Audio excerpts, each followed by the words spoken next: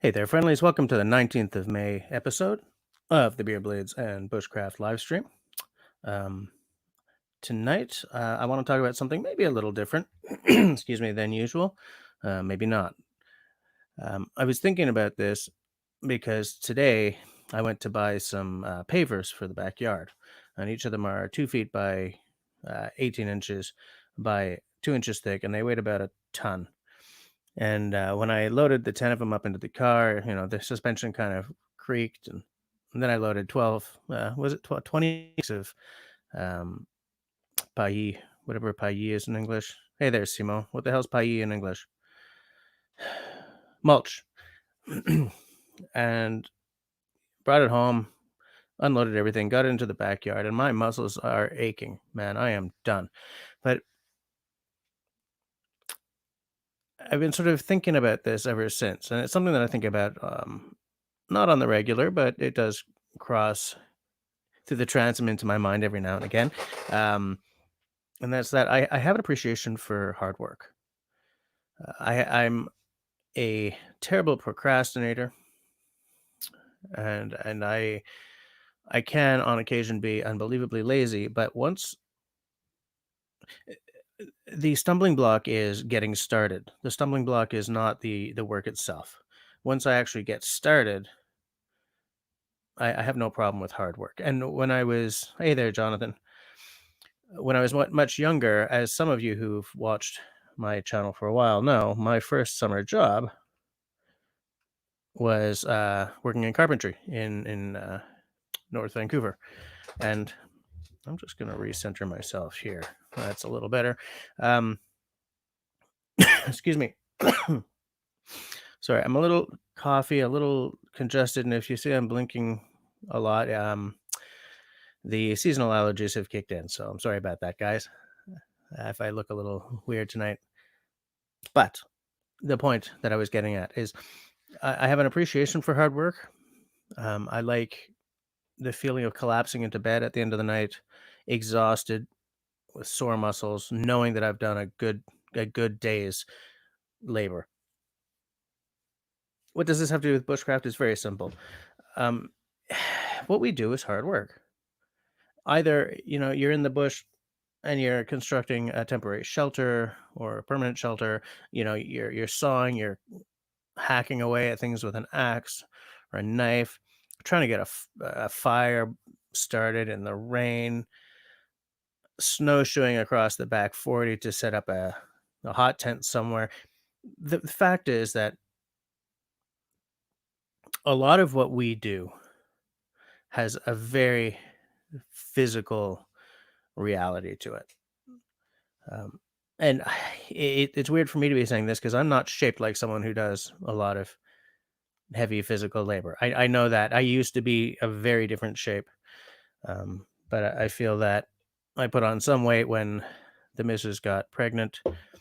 That never came off, and now that I work where I do, I have to drive to work every day rather than biking or walking, and it's just my life is very different than it used to be.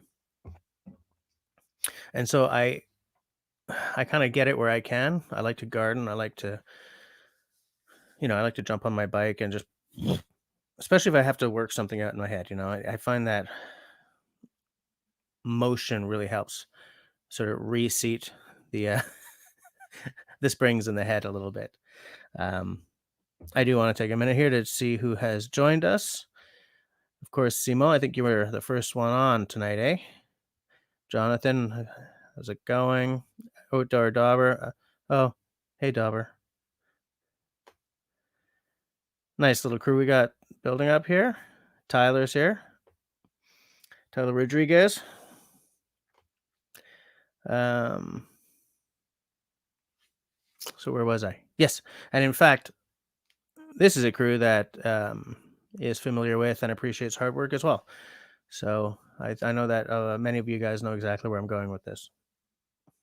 Now, it's funny because even when you just hit in the woods to spend a couple of hours, start a little fire, kick back with a coffee or something, that doesn't sound like there's hard work involved.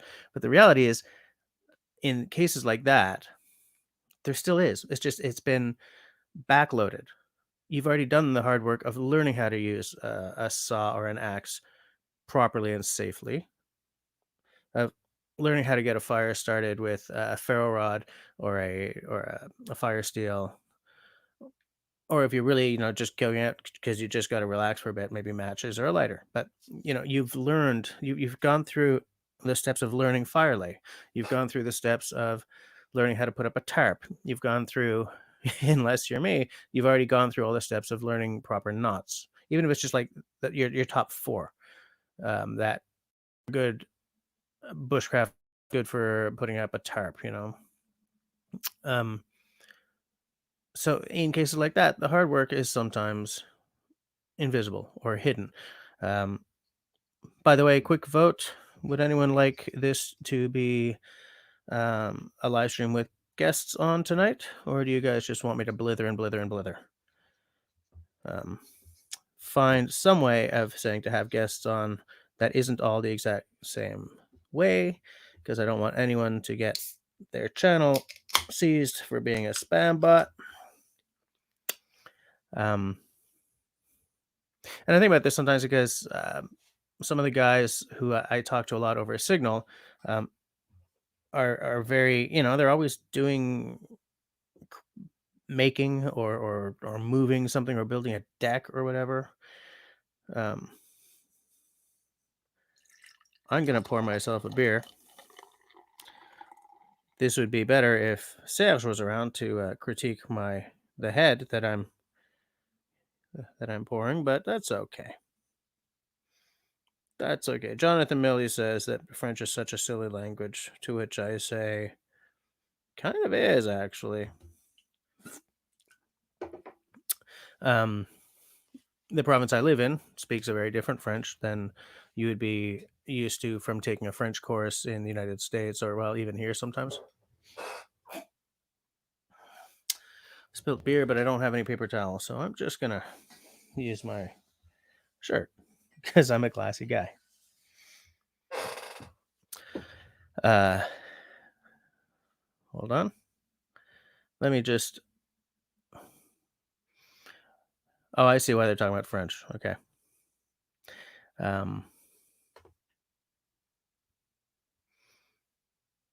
Tyler's going to be driving now, so he won't be able to talk. That's okay. That's okay. Oh. Okay, so what I'm drinking here, by the way, if anyone's got a beer open already, sound off. I want to know all about it. Oh, I got beer all over this table. This is a Stone Hut Pale Ale from. God, come on, sinuses and assorted things. This is by Boreal, which is a fairly large brewery here. All profits will be donated to the Chill Foundation. I do not know what that is. The Chill Foundation is a non-profit organization founded in 1995 by Jake and Donna Carpenter. Oh, Chill inspires youth to overcome challenges through board sports. To learn more, visit chill.org. Fitting that this beer funds an active lifestyle organization because I'm talking about being active and doing hard work. Jonathan, interesting question. Jonathan asks, excuse me, this is way off topic, but I'll briefly answer it. It always flummoxed him that they teach Parisian French in schools in Canada. Well, they even essentially they sort of teach Parisian French in schools here in Quebec as well. It kind of depends. When I learned French originally, I was in Franco, Manitoba, and the school I went to was essentially all Belgians. And so we ended up with this really schizophrenic experience of French in that we learned this very, very European French in school, but on the streets in Saint Boniface, it's a very, very different language. But we're not the only people that do that, right? You think of is it Norwegian where they got like Boxmal, which is sort of the learned version, and then they have the street language. A lot of people speak very differently, like ex cathedra, than they do at home or with their friends. Sorry, guys. Um, Dr. Sharp, comes out swinging. Hi. Yes, French is silly and English is a bastardization. English most definitely is. Um, I'm a real geek about stuff like that. Uh, okay, that's really not what I came here to talk about tonight. But maybe we should have an off-topic live stream where we really get into that kind of thing. Suffice it to say, I'm very into like the history of language, etymology, and where languages come from. Um,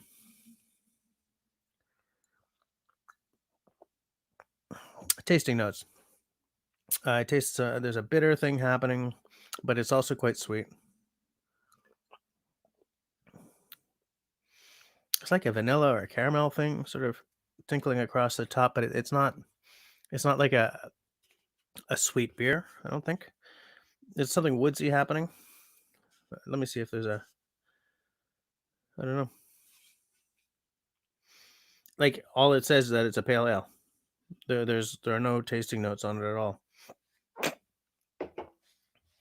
It's 473 mils, I think. Yep, 473 mils. Oh, come on. And it's 5.2% alcohol by volume. It's quite tasty. I would buy that again. The color is glorious. Very slightly cloudy. I like it cloudy. So delish. Hey, Adam Romano's here. And he says that beer looks delicious, and it is. Welcome to the live stream, Adam. What we're talking about tonight is hard work. How I started off by talking about actual working, and my my first summer job, which I did 5 years, was in carpentry, building houses or like re-siding houses or stuff like that. I learned to fear electricity by being blown off a ladder and falling on my arse. That's a story for another day. Hey, Nate Muskoka's here. Always glad to see you. Um, yeah, so to be back into the try to try to focus. I keep getting distracted, So I started talking about that, and it's a motif that has sort of guided my entire life. Um, and so yeah, there is actual hard work in bushcraft. It's all hard work essentially, but it's not just bushcraft. It's paddling, it's fishing, it's hunting, and it goes back to that old truism that everything that's worth doing is hard work. That's how you know. That's how your mind knows to feel satisfaction. I just realized I'm still on Wi-Fi, so I'm going to change that. If I disappear for a second, I'm sorry. Give me a.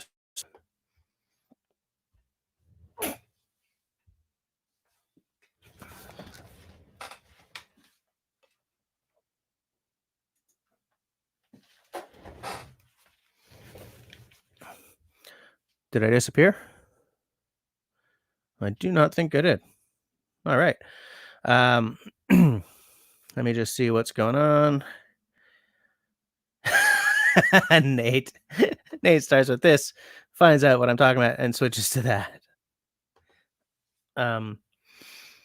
One thing I would have liked to have done was had the time to check out Canoe Hound's live stream before this one, because tonight the subject on his live stream was polling, canoe polling, which is something I have no experience with.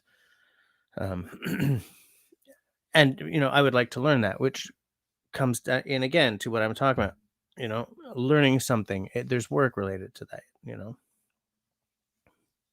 And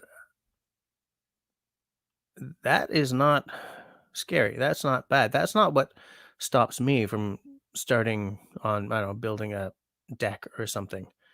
It's as I said at the very beginning when there was almost no one on.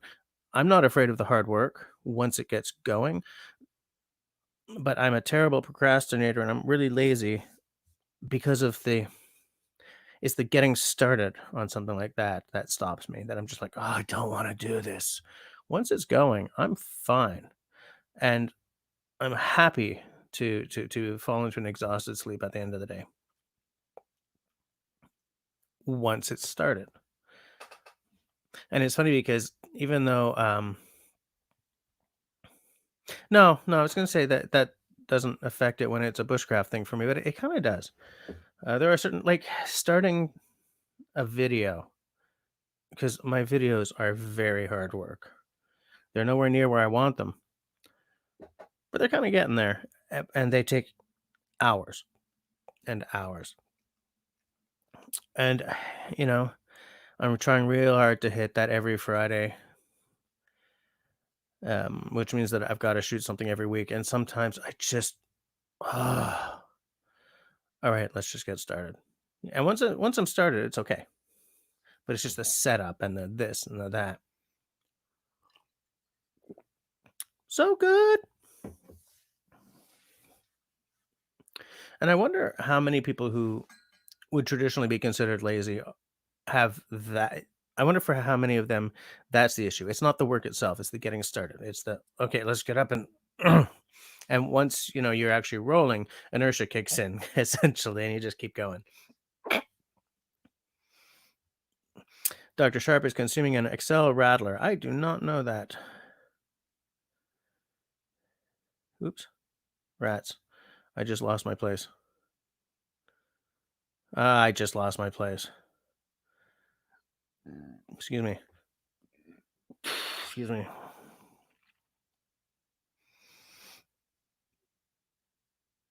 Uh,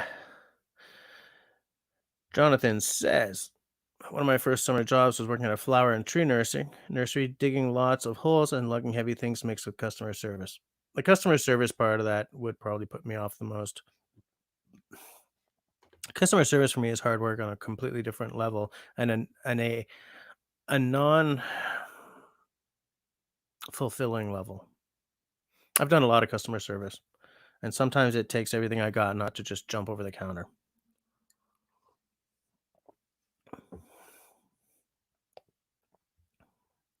Yeah, Jonathan, I could see you you would learn the value of a dollar pretty quick. Adam Romano says, canoe tripping is 8 to 12 hours of hard work to relax by the fire for an hour before bed. Yeah, but that sounds heavenly to me. That's the kind of hard work that I would have no problem with. I man, I gotta hit the forest soon. Uh,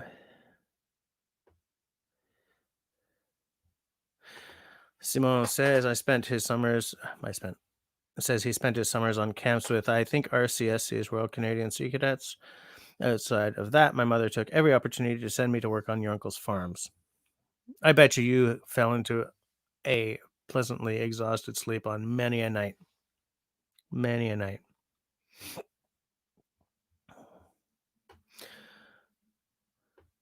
A good rattler is a great breakfast drink. Really? I think. Oh, okay. So Excel is the brand, and Rattler is just essentially grapefruit wheat beer. Okay. Okay. Good to know.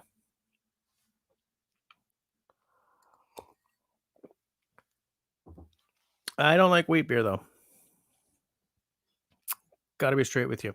You know, here's something I picked up while I was speaking of hard work, designing the drink for the next COVID or the Bushcraft cocktails video was interesting. It took some work, and I had to buy several different bottles to make it work. But man, it was worth it. I like that drink. I hope to hell that'll be up on Friday. Um, I didn't end up using this for the recipe, but I picked this up. It's my first American rye. Growing up in Canada, rye means Canadian whiskey, essentially. Like when the kids are getting together at the park, drinking out of mason jars. Rye is Canadian whiskey, and it took me until very recently to twig onto the fact that if you're watching something like The Educated Barfly or something, and they say rye, they don't mean Canadian whiskey. They mean American rye whiskey. Um, So I picked this up. It didn't end up going into the recipe. I tried uh, 3 different boozes, and I opted for something else.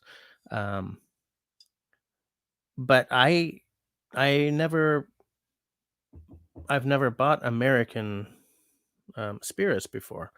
The 3 bottles I have right now, 2 bourbons and this rye, are my first American spirits. Like, period. One of the ryes I don't love so. One of the bourbon. Blah, blah, blah. Yeah, you see, it's live, so I can't just cut that. One of the bourbons is okay. One of them is quite good, and this rye, I'm coming around to. I've only had like 1 dram of it, but I liked it a lot. Hold on a second. Adam asks, "Isn't Lot 40 Canadian?" Christ, is it? I thought this was American. Holy crap, this isn't American.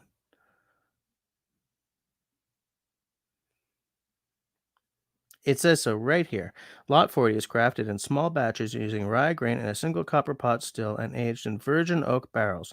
This bold whiskey has been perfected through generations of master distillers. This is Canadian rye whiskey in its simplest form, but it doesn't have like that Canadian whiskey taste, the sort of, it's partly corn, partly rye. You've got sort of a metallic thing happening. It doesn't have that at all.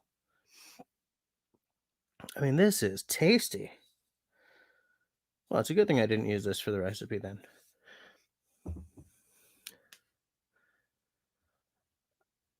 So okay, I learned something new.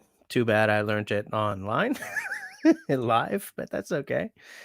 Um, okay, Adam, thanks for pointing that out to me. Every springs reminds you of fence repairs. I can't count how many cedar fence posts are replaced, nor how many. Yeah. And it's funny, Simone, because cedar is in many ways my favorite wood. I love the smell of it. Um, But it's funny that it gets used for fences and decking and everything because it's not a very robust wood. What it is rot resistant. Even though we end up replacing boards all the time, we replace them a whole lot less than, if you use pine, a pine deck. But like I picked up 20 bags of mulch today and I just love the smell of it, man. Driving home, the car smelled of cedar, mulch, and I was happy. I wonder where Serge is. He needs to get on here. Especially because I poured a beer and I didn't overdo the head this time.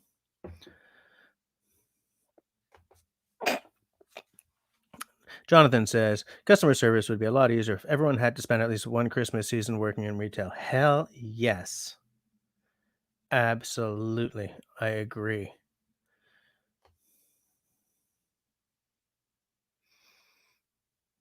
Hi, Michelle. Michelle Goulet is here. Have you been here before, Michelle? If you have, welcome back. If you have not, well, welcome to the live stream. It's a kind of a low key one tonight. But I'm hoping that maybe at some point someone will want to come on and talk about hard work with me, and I will share the.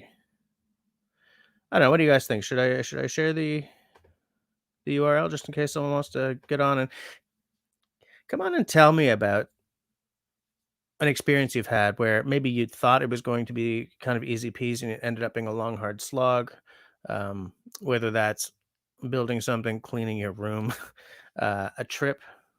Um, Maybe you thought you were taking a 5-night trip in beautiful weather and ended up raining the whole time.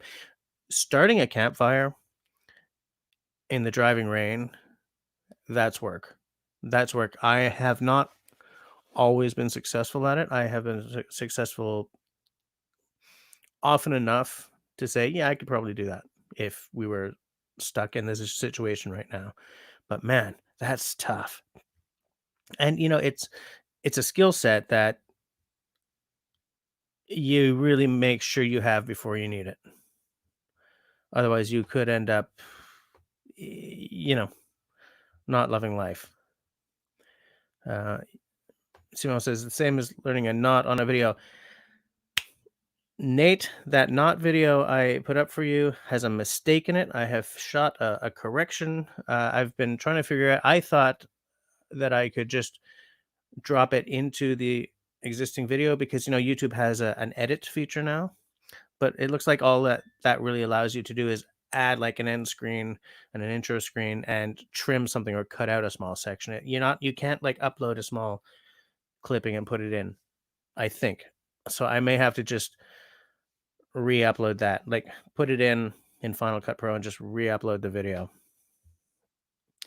which is what I'd rather not do. But um, there's a mistake in there, and I only noticed because it's kind of the same problem I had with the first video. I keep trying to do these knots reversed to me so that the camera can see them, and so I know what happened there. I got in my head, I got mixed up, not mixed up, but I just the steps, like I skipped a step, because I knew what the mistake was when I saw it, and when I was learning the knot, I wasn't making that mistake. Anyway, so it's ugh. Anyways, I'm an imperfect being, and I'm not very pro sometimes, evidently. Michelle has always said that everyone should have to work in retail or in a restaurant once in their life. People should be. Yes, I do believe that if you grew up never having that experience, uh, there are things you just don't understand. There really are. Hey, Simon, comment va? Uh-oh, I think he's got his lag again, or he's just frozen. Ah, yeah, he's lag.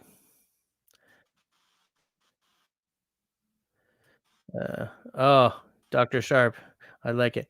To Simon, fixing fences. LOL. My cousin and I made the mistake of saying we were bored. It has been close to 40 years and we're still not done. I love it. Uh, Simon, you got to restart. You've got some wicked lag happening.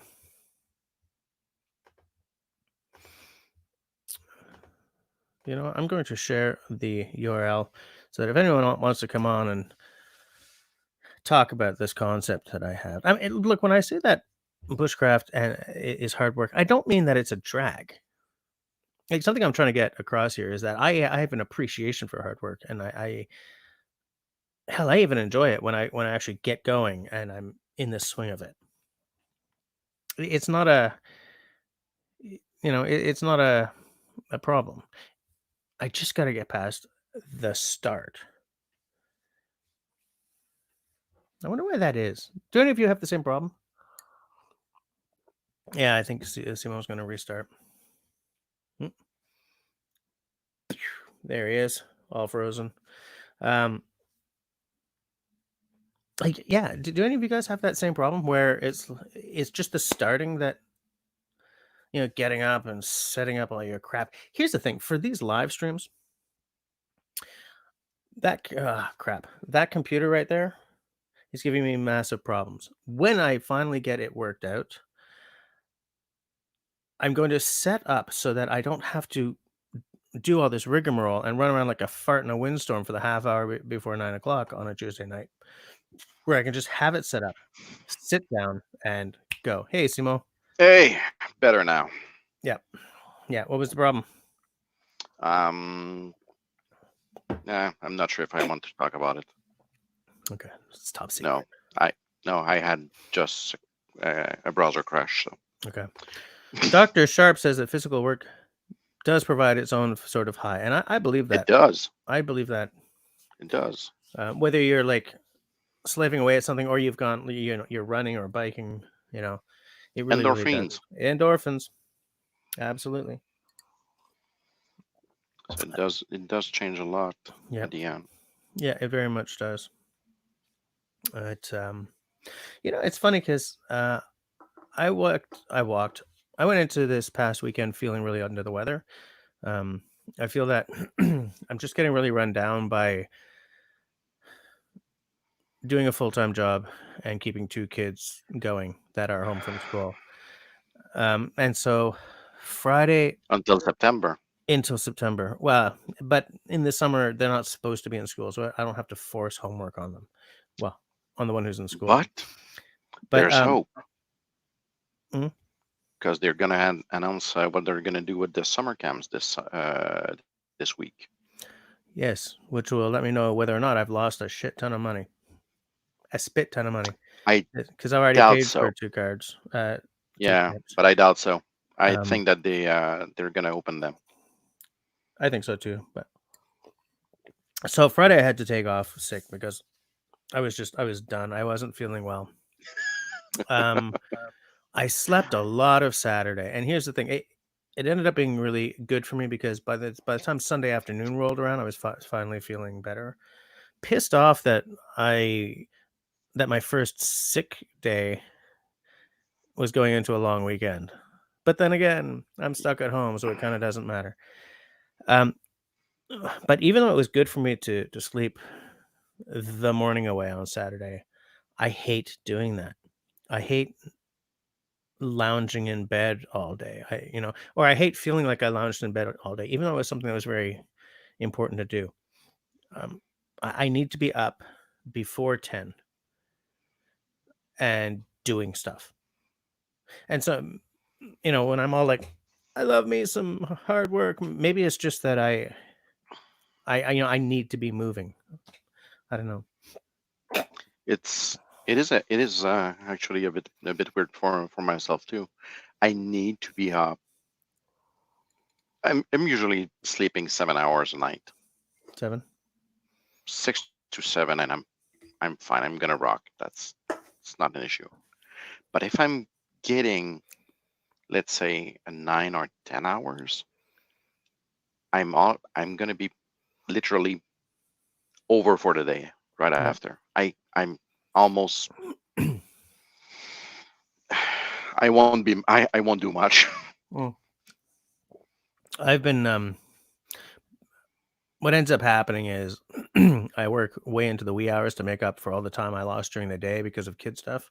So I've Yep. been going to bed at essentially 3 and still waking up at 6:30 for 2 months now. And I think that finally came to a head and it's like, "You know what? You're staying in bed for a while." Oh, Hike with Mike's here. How's it going?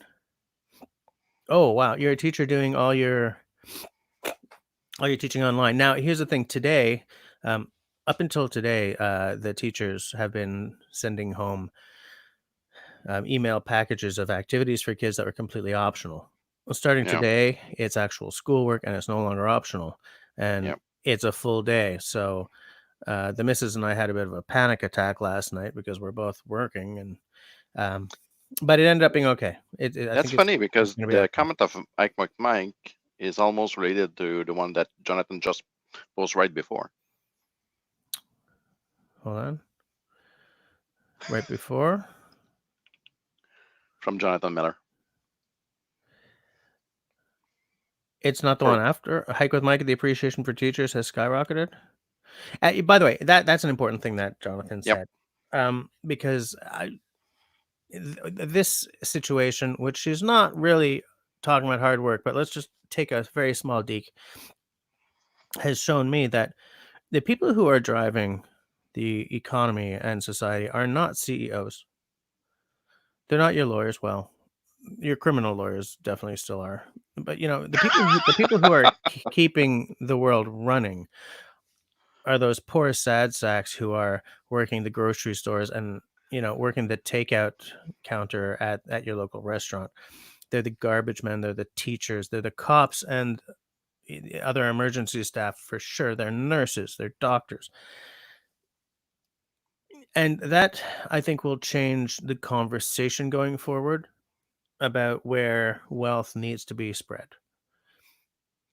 it's That funny that conversation may not go high enough to the people who are that actually the power base, but I I doubt the wealth will be spread more equally at the end. that's not what I said. I said the conversation will change Oh yeah, for sure.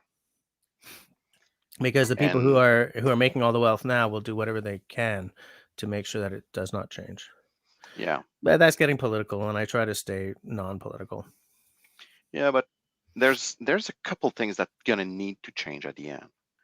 Um, Janitors needs to get a decent pay nowadays. Hmm. You just cannot give them minimum wage and go on. Yeah. They were a bit above average, above minimum wage, but not by much. No, you're right. Same thing with the first line in hospitals. Yep. And Nurses and nurses as are have decent pays, but under that, it's um almost anything. as Hike with Mike says, it's also sanitation workers and Yeah, food processing workers. Now, I used to work as an institutional housekeeper in an old folks home, which, by the way, was wickedly hard work. Um, and that I was a spent 12. too much time in retirement home too. So Well, that was a $12 an hour job. And yeah, um, these are people who kind of need to get danger pay when something like COVID comes through town. You know, but it's a job where there's no downtime. Like, there's no downtime at all because you'll mop a floor and then old Mr. Smith, who is like 104, has no idea where he is, will totter in, go into the corner, and piss on the floor. It's like, really? This is the third time this week, you know? yeah, but that's that's almost that's that's almost business as usual at this point. Hmm. No, but that's my point. Like, these people who work in these endroits, in these In the- places, you know, Yeah, th- there's no there's no job in these places that's not hard work. Especially like when the nurses are understaffed and they're go go go all the time, kind of thing. I've spent some time not necessarily with janitors and nurses, but more with the maintenance guys, Hmm. the guys that basically do everything that they can before calling the electrician or plumbers or Yeah, anything in between. They're just general maintenance. yeah, And these guys, I yes, I've worked with them basically on my systems, but at the end they had to learn, yes, electricity, plumbing. I'm in telecom, so they had to at some point to be able to troubleshoot not only if the phone works, just pick it up and hear if the tone is there, yeah, but how I'm going to put a password into for the Wi-Fi network into someone that doesn't have any clue on how it's going to work because their children were there to make it happen. yeah. I just noticed something that Hike with Mike said that I have to show because that is important. Not It is. It's very interesting rather than important, maybe. He says, I've noticed any interesting thing since teaching online. Kids that did nothing at school are doing all their online work, and kids that always did work at school aren't doing the online work. Welcome to my house. Getting my daughter to do her work is horrible. Absolutely horrible. Although funny because now it's no longer optional, but it's changed. Like, she can use the computer now. It's more interesting, I feel. Like, there was no problem. She just did her work. Yeah, it took her forever, but she did the work. And I find that like what you're saying rings true because I've noticed other parents saying the same thing. It's like, just take my kid back to school so she can work, kind of thing. Let me just see. K Bones Drone Zones here. How's it going? Yep. You having a good night, Mr. K Bone? My sister-in-law is a teacher in second grade, and not only the our students are and parents are pulling their hairs off to make it happen, but they are also on the line too. Hmm. No one they no one as not only they don't have the infrastructure to get the online teaching going for basically all the population at the end, but they haven't learned the platform at the same time. Hmm. I got friends right now that are developing the the educational platform for primary and high school at the Quebec government. And one of the issues that they're facing is not only to make it easy and robust, but basically the infrastructure in the background isn't there. You just yes, it's easy to go on the cloud and bring up servers to make it happen. But even though the limitation on the data centers uh, right now is basically internet connectivity. You cannot bring multiple gig connections on a snap. No. You still need to get people doing patchwork, change, replacing SFPs and other transmitters at the end. Um, the, the, it right now there's a lot of stress on the public internet access. I'd say from the carriers, I for would say which the yes. government, none of the government right now has been foreshadowing and put some regulation on what needs to be achieved. Yeah. There's the golden rule in telecom in the old days was 80%. So if you had, let's say, a cable, 1,000 lines at 80%, so 800 lines, it was full. It was considered full in capacity because you always need to switch a line to get repaired or for whatever reason. So you need some capacity, some buffer to make it happen. When I've a couple of years ago when I was working in network planning for Telco, our peak was on Friday night and Saturday night. Well, Friday and Saturday from roughly 3 or 5 p.m. up to 1 or 2 a.m. That was our peak zone. You cannot have anything ongoing. Basically, your customers at the other end are expecting the internet to work. With the current situation, on day one, Everything's maxed out. no, they got 50% more data than on the peak of the week. Yep. And now it is sustained and it has been growing. I've seen some numbers for some carriers, and some of them are 80% more than they were 2 months ago. Yeah. That doesn't surprise me at all because everyone's working from home. Everyone is video conferencing. Yep. Their mothers and stuff. You know. Whatever, it's Google, it's Microsoft, it's Zoom, it's Yep. whatever platform that you're using. Guys in the background have been struggling to build not only the infrastructure, so building up servers out of data centers in the cloud. Yep. I hate that word.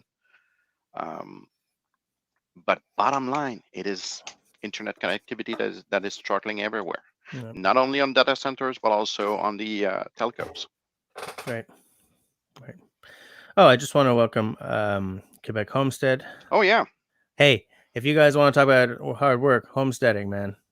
I watch a lot of homesteading YouTubes because, let's face it, if I win the lottery, you know what I'll be doing. If I won the lottery, I'm not sure if I'll be back on it at homesteading, but I'll probably do it, but not in the same way that many people thinks. Well, I think what I would do, speaking of work, is I would buy a little chunk of land and build a log cabin. Maybe do a little my self-reliance thing, video the whole thing. Because that's kind of where my dream is. I used to want a sailboat for a long time, but I got the wifely kibosh put on that. But I agree with her. I have always wanted a little chunk of land to call my own. I'll probably do something similar, but not in very not in the same fashion. I want a big chunk of land, probably to do my gardening, to raise some animals and stuff. But a small house and a freaking big huge workshop in the background. Big workshop is important to me too. Quebec Homestead says log cabin would be awesome. Oh, I agree. They're looking to build a sugar camp. Is that like a? Do you Oh, mean like a? it's a cabane à sucre. Oh, a cabana sucre. Okay, so a sugar Yep. shack. That would be cool. Where I sometimes go, when I used to actually get outdoors, especially when I'm with Serge, where we do our videos. That is a cabana sucre. Well, no, excuse me. It's not a cabana sucre. They make maple syrup, but they don't have they Well, don't have visitors. it is still a sugar shack. It is not the It's not open to the the public. yeah, that's it. They got trees, they got a boiler, they sell cans. It is still a sugar shack. Yeah. Okay, so it's still a sugar shack. Okay. Yep. I realized going back to Adam Romano, of course this isn't American whiskey. There's no E. I didn't even look. Rule of thumb: whiskey with an E is either American or Irish. Whiskey without the E is either Scottish or Canadian. Didn't I even quit look. Mike just got a very good one. Where? Sugar shack for maple syrup. I am an American, so not sure what it means. You just got to learn. I put up the These two down south. That's Yeah. normal.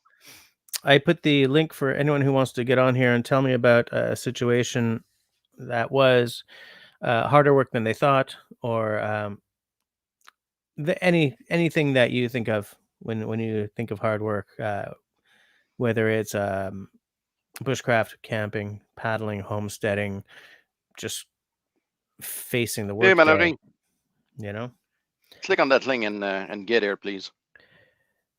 is she set up for being online right now?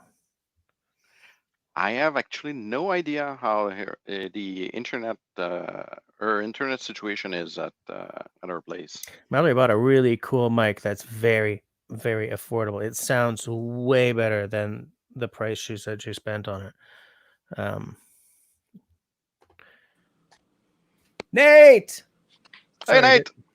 Sorry to anyone who might be wearing hang on, I gotta turn my earphones. audio on. No, you're on. You're on. There we go. Sec. Nate. Mallory, if you want to come on, I'm gonna post the link one more time. You can tell us all about, because Mallory's been homesteading relatively a small amount of time, I think. I think there's something wrong with my audio here. Well, we can hear you. We hear you fine. Yeah, I can't hear anything. Oh, you can't hear. Okay. How's that, Nate? Yeah, Mallory just confirmed that she'll join us. Okay. Nate's fixing something. He's probably doing the same as I did. Restarting. Yeah. You still can't hear anything? Can you guys hear me? Put your Yes. thumb up Yep. if you can hear me. Yes. Yes, we can. Weird, I can't hear you at all. Hang on a sec. Simon, how often is it that there's someone, like once it was Serge and once it was someone else who could not hear you, even though everyone else could? Do you remember that? There's still a few times, but Mm. From the troubleshooting that I've done, not only with you or the others, but also with other people, my setup is fine. Mhm. The issue is the sockets on the StreamYard service. Okay. Okay, so Nate. So let's is get rid of the back. other. Okay, let's get rid of the other Nate Muskoka. Boom. Okay. Hi, Nate. Can you hear us? And we can't hear Now him. Now we can't hear you.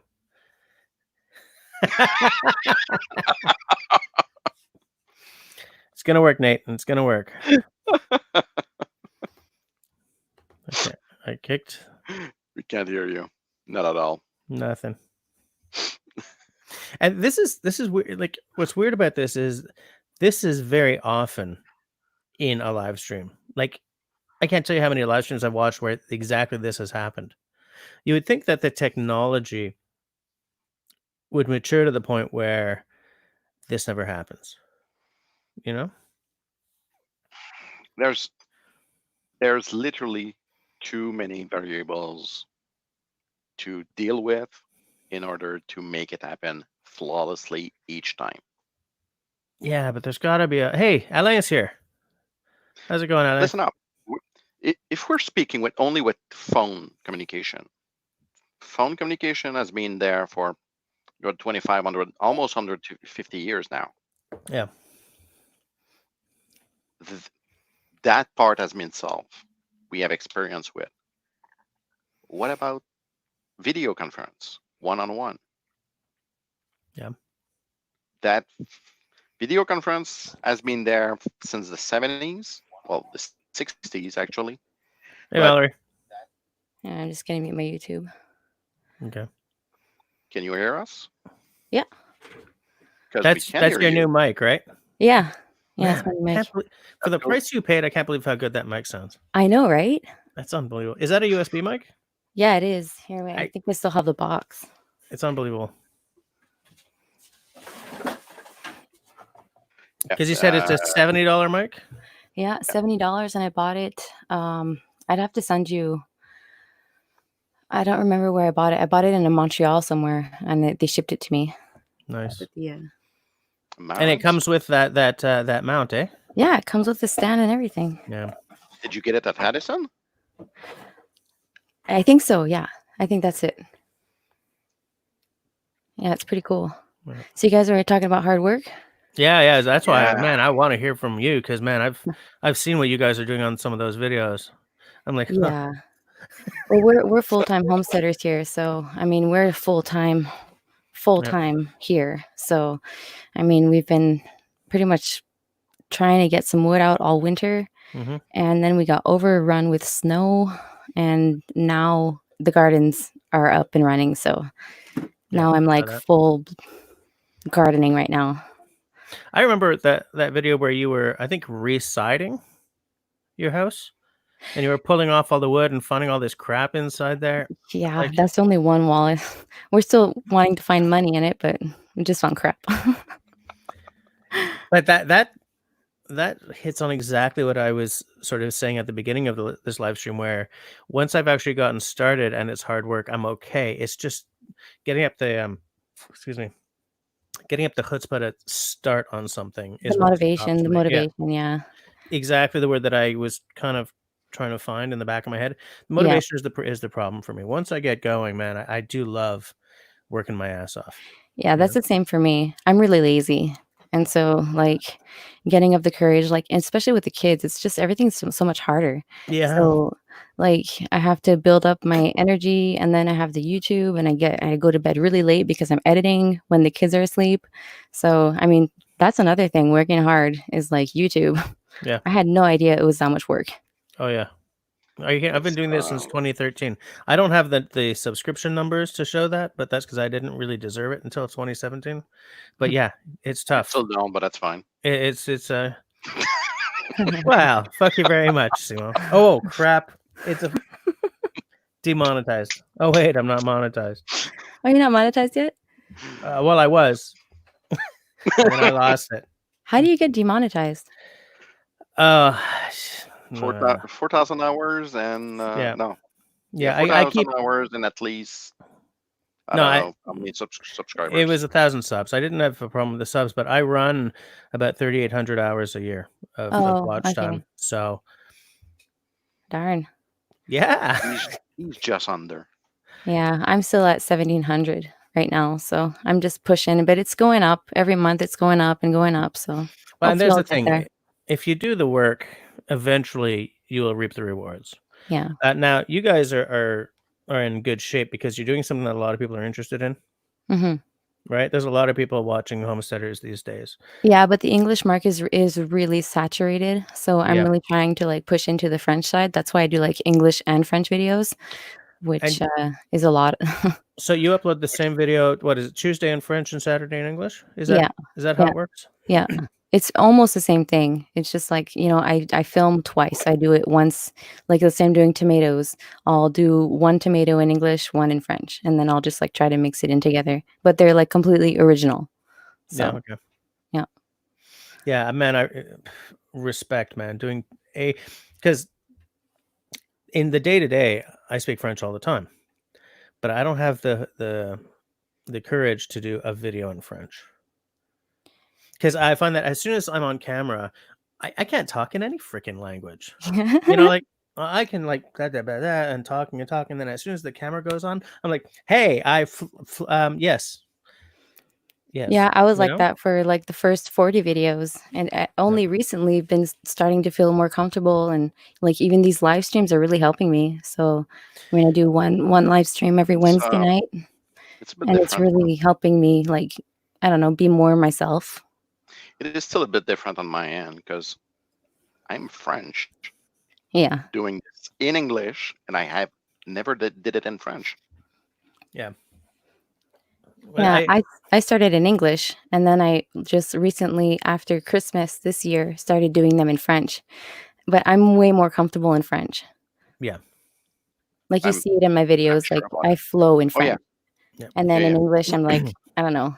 I guess I'm just not myself in English. I've actually checked your view counts on the vids. Yeah. And I literally am just watching the French videos now on. Yeah. At least to increase that number at the end. Awesome, thanks. Oh, I just want to say hi to Mark Pootmans. Yep. Welcome to the stream. What happened to Nate? Nate just like popped off when I got on? No, he's having some sound issues, so I think he's given up, which is too bad. So at first we could hear no, we couldn't hear. At first we couldn't hear. I'm just gonna. And the reverse right after. Okay. So you guys look at my shirt. Hear him, and he couldn't. Oh.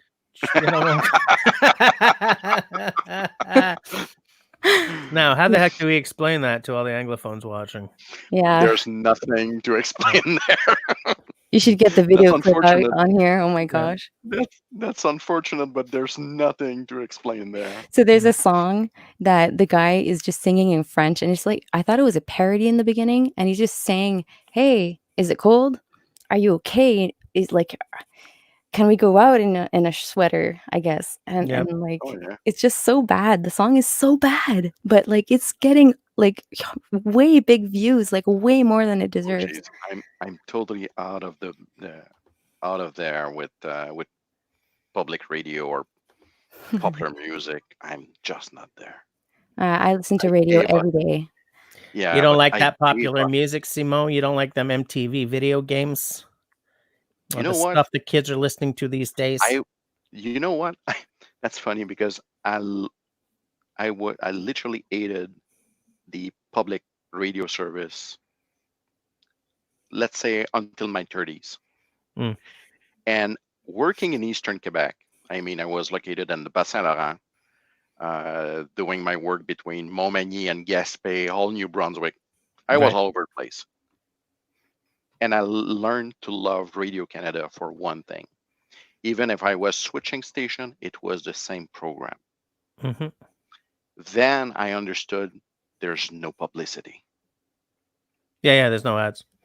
Yeah. I'm hooked since then. So whenever I'm not listening to a podcast, I'm on Radio Canada or CBC at the depending on where I am. Yep. I'm all 93.3 here in Quebec. That's like our local news and talk show. With Where are you located? I'm at Saint-Paul-de-Montmagny. I'm near Montmagny. Oh, geez. Okay, I know very well where you are. Yep. I used to live in Rivière-du-Loup for years. Yeah, cool. Yeah, I'm way up in the mountains. Okay. I probably passed by. I probably passed like... by your house in about 10 years ago when I was working for your phone company. Oh. I used to work for TELUS. Okay, cool. But you know, I have TELUS everything here. Yep. Mallory. Yep. I want to hear everything about homesteading because sure. I see that, and because it fits so beautifully in with the motif tonight. Right, the whole thing is about hard work. And at the beginning of the live stream, when there was like Simon and that's all listening, I was saying that the reason I'm thinking about this tonight and I wanted to talk about it is because I went to a Renault depot, picked up some paille and some pavers, and the pavers were heavy as hell, and they made my car kind of. Yeah. And so everything aches right now, but I love that feeling. Like I love the feeling, and I said this very specifically. I love the feeling of falling into bed. It's like I did some really good work today. Yeah. Like good hands work, not good what I do 9 to 5. Yeah. Like real good physical. Like this right here That hurts, burn. and I know why. You Yeah. know, and I earned it, and I love that feeling. And it's a Yeah. feeling that I developed a love for when I did my first summer job. Well, first, second, third, 5 years in a row. I would haul ass to Vancouver right after school was done, and I had a job there in construction. Okay, so let me tell you one thing. I ate like you would not believe, and I slept so bloody beautifully. Right? Because you're Yep. getting up early in the morning. The sun ain't up yet, even though it's summer. Yeah, I do not limit myself on food. No, you can't. You can't because you're working it off all the time. I Yep. see in your videos that you're going. Yeah. And it's funny because you can think of a guy like Casey Neistat. I don't know if he's as big as he was when I first discovered him, but he works hard. What he works hard on though is videos. Yeah. Right? I mean, he sleeps 4 hours a night or something. He goes to bed very late because he's editing. He's up at the crack of who the fuck knows what. And he's just like everyone else in his videos, like his wife and his son, they always look so tired whenever he's around because he's so high energy. He's totally ADD. I'm sure of it, But like he is also someone who clearly appreciates hard work. And so I don't Yeah. want to make it sound like the only hard work is physical labor, but I appreciate it in all its forms. Yeah, homesteading it is really hard. Like you have, especially like us, we left from a homestead that we had built from the ground up. We spent like 3 years building it, like brand new. We lived in a trailer without any electricity, no running water for 3 months. Okay. Then we did the whole construction. We didn't even have electricity for the whole time until the day that we put the keys in the house, literally. And so we did it all with a generator. Also got pregnant because there was like nothing else to do. Yeah. And yeah, so Why not? I ended up Did you ever heard having of a campfire? I mean, come on. we were living in a trailer. Yeah. Like a camp Like a camper trailer? Yeah. Yeah, it was a dump. A roulotte. And so finished constructing that, and then Ben got his liberation from the forces, from the army. Okay. And then we're like, okay, well, are we gonna spend the rest of our life here finally, or are we gonna like find something bigger? And so we decided to move here, which is just like incredible, 200 acres, forest and pastures, but everything is just to be redone. Everything needs to be completely redone. So you're starting from scratch. Yeah, I'm starting from scratch. Okay, because you moved there because it's more acreage. Yeah, more acreage, more abundant, and like we were having a hard time with the neighbors out there too because it was just, I guess, on est sauvage, where we like to have our own little territory and not be bothered, I guess. Yeah, man, that sounds heavenly. Yeah, and we're really secluded here. We got a really nice spot. So this, and plus the view is just like, yes, hello. Yeah. So I can't wait to get my drone out. I haven't had the guts to fly it yet.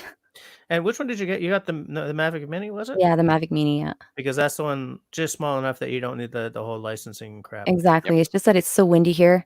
So I got to really be careful. And, I'm dying to get a drone, and that's probably the one I would go for too, because so that I don't have to get a pilot's license. Yeah. But yeah. Mark Putman says, "Congrats, Quebec." Thank you. Yeah, I think I missed because I knew that you guys had built a homestead and moved away from it, but maybe you said it in a video, but I maybe didn't see that. But I was always wondering why you built one and then left. It's like, yeah. I mentioned it in my 15-minute video, like my whole first year here in 15 minutes. It was really a dump, But and I I've think watched that and I didn't.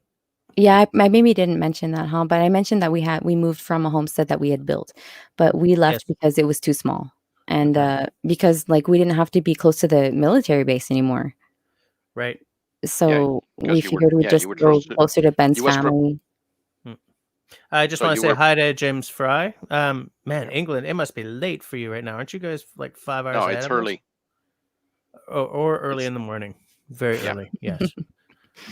Okay. That's true. I think it's a So you 5 hour were difference, right?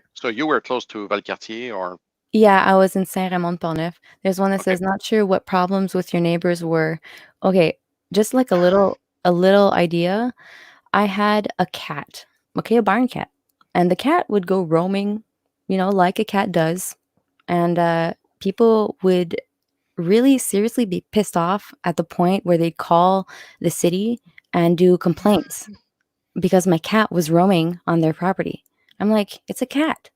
Like, so I had to keep my cat inside, and then I And you ended up just having can't. to rehome my cat and not have a cat anymore because I was having so many problems. And, yeah, just a whole bunch of little things like that, Mm. and I was just tired of it. Yeah, I could see that being an issue. My cats were inside cats because in a urban environment like this, it's a very different world. It Yeah, is. but on a farm, you On a need farm, you want it to be outside. cats. Yeah. Yeah, You want definitely. these cats to live out to lead out to live out of the land. Yeah, and then They need they need to hunt to eat. That's it. Next. exactly. I have 2 cats now that I rescued from a shelter. They're 2 males, and they're sterilized and everything, so I'm not gonna have any babies. There's one of them that's, like, really, really a good hunter, and he'll literally, like if I come park the tractor, he'll come put the mouse underneath the tractor so that I, Oh like, yeah. almost step on it. Mm. And, the other one's just, like, a really big fat freeloader. He's just like, "Give me food and pet my belly." Yeah. So James Fry, it's 3:05 a.m. where he is. So you're either up really, really early or you're up really, really late. Either way, glad to see you around. We're talking about hard work. Which reminds me, Quebec Homestead. Do you want me to call you Quebec Homesteader, or do you want me to Call me Mallory Mallory? Okay. I'm never sure. Some people are like, no, man, use my handle. So or I've never Mouse. You can call me Mouse. Mouse. What is the hardest thing about, not hardest as in I don't know if I can handle this, but what's the hardest job in terms of like labor or im, or mental work? What is the hardest thing you do in your day to day? Well, today, the hardest thing that I had to do well, I didn't really do anything hard. I just did some building. I built a chicken coop. But I think like the hardest thing would be in the wintertime getting the firewood. Getting the fire. Okay. Yeah, because I burn 13 cords of wood here because I have a really big house, and then I need like if I didn't even heat the garage because I didn't have time to get it all done. So for the garage, I'd have to have like another 7 cords maybe. Okay. So that's a lot of firewood, especially like Ben has a really bad back. That's why he's out of the military, Right. and so he's really Okay. limited. And so So we he's go not out. splitting your wood for you. No, well, we have a splitter, a Oh, you got hydraulic. a splitter. Okay. Yeah, we got one. Yeah, But but still, still, like, you I still mean, need we to got stack it. really big trees. You have to like get the Yeah. wood on the splitter. Yeah. And I'm 5 feet tall and 110 pounds, so it's Yeah. yeah, it's a lot. And then last week, oh no, wait, this weekend actually, I had a weekend without the kids. And so I went out with the excavator and I completely destroyed my garden in front, and I like found big rocks in there. And so I was like, "Oh, well, I'm just going to build some sort of like permaculture style garden in there." But I still had to like carry all the big rocks and like make Yeah. a big arrangement with them. So that was really hard. Yeah. It's funny because what you're reminding me of is when we started redoing our backyard when we bought this place. My wife and I, well, mostly me, but sometimes my wife and I pulled out some like epically huge. Like my Instagram from that time is all rocks that are. Oh, I'm doing this and hold on, Yeah, we don't really see you. hold on a second here. and they're all rocks that are like yay big. We still have tons of them in the driveway. We're gonna ship them off to my mother-in-law's in Oka so she can, I don't know what, at some point, but we don't like. It took two of us just to roll some of these, Yeah. and so it's like That's I that, understand where you're coming from here, this and we is That's didn't why where I have an you got the excavator. understand. excavator. This is where you understand how a good steel bar can help you to move things around. Yeah. Definitely. In fact, I wrecked a a garden pick. It's like a pickaxe, point on one side, kind of a Yeah. flat. I blew one. I mean, it was a made in China one, obviously. It just blew it. Forget it. It all got bent out of shape. There was an old birch tree that had been cut down back there, but the stump was still, Yeah. Yeah. took me like months to get that out. Oh my gosh. You know? Yeah, I could not live without my excavator anymore. And like what sucks is that I went out to the garden and I completely destroyed it like I told you, and I try to get Yep. footage. Like I see the boom in front, Yeah. the boom going, and then you see me for like 2 seconds with my head like in there, and That's I'm it. not even in the shot. I was like, "Oh, did I really do it?" Like Right. sucks. Yeah. Yeah. But, it's at the end of the day, once you've done all that, you feel pretty good about it. Yeah. Yeah. I think that makes it really. It makes it no, having the thing done makes it worthwhile. Yeah, But it's going to be done like at the end of the summer. yeah, and I need to agree with Dr. Sharp, by the way. Rocks will grow. New crop every winter. Yes. I cannot believe how many of these massive freaking rocks we pulled out of that backyard. And obviously someone way back in antiquity, by which I mean in the 1950s, this house was built in 51, had some kind of like rock, like strata thing happening, like something with a rock wall and then something with a rock wall. That's the only thing we can think, because Yep. so many of these massive freaking rocks. Yeah, on the It's edge of every pasture that we have, there are hundreds and hundreds of feet of just rocks built up, like, at the end of every pasture, and I have, like, 30 acres, and there's a perimeter, and sometimes I'll go in the forest, and I'll be like, "What? There's rocks here too?" Like, they were put there Hmm. by the man Yep. by mankind, They you were know? put there because at some point in the past, that part of your forest was actually a pasture. Exactly. Yeah. Yeah, everything was fenced in here. It was completely pasture here. Yep. Like, the oldest trees that I have, well, I have some cedars that are, like, 200 years old, but, like, other than that, the oldest ones that I have are, like, 70 years old. Which makes sense. Yeah. Up to 50s. Yeah, okay. That's And in basically 69, the Taldeuse had came through, the butterfly that Yep. eats all the, is it spruce that they eat? Or spruce or pine. And now it's a spruce. yeah, I think they eat spruce. So everything just, like, died in, 69 here. That's too bad. I like spruce. I'm Yeah. into the evergreens. Yeah, but we have now it grew back, but, like, I mean, I know it's coming back because they're in Kamouraska right now. Mm, So it's coming. yeah. It's too bad. Are they Yeah. are they getting back? Hmm? They're east to west. They're coming back. Yeah, they are in Kamouraska right now. They try to but from- control it. But from east to west, usually it's the opposite. It is west to east. I don't know. I guess it depends on the winds. Yeah, probably. It depends on the winds. Yeah, so Yeah. if they are in Kamouraska, you'll get these flies this year. I don't know. They've been up north for a really long time, and they still had, They were. Yep. So I don't know. It could take a few years still, but I mean, we probably have some already. It could be that we have some already, but just the population's not that, not that important. Once we start seeing butterflies underneath the lights, then that's where, Yeah, it's over. like those butterflies will totally like just jam your car, your fan. I'm reading the comment of Jonathan Milley, and yes, it is spruce butterworm. Okay, there you go. Yep. It is the proper term. Thanks, Jonathan. Tordeuse. Tordeuse du bourgeon d'épinette. Ouais. Build a trebuchet when the kids get older, and your rock problem will be taken care of. Your neighbors might grow to hate you. Dr. Sharp doesn't say much, but when he does, it's a bullet. I The worst love part is I that, love when this. they got here and you have all these rocks, I'm the one going in those rocks and putting them back in the garden. Right. Because I literally dug through and I'm like, "Oh, I'm gonna make a nice little rock garden here." And I'm like, Yeah. "Oh, I Why don't have enough not? rocks, so I need to go get some more." Why Yeah. not? Yep. And yes, you have a crop every winter, so that's fine.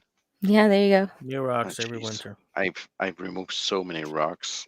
Though I am no-till here though, so I never till up the garden, so no rocks really do pop up. So Okay.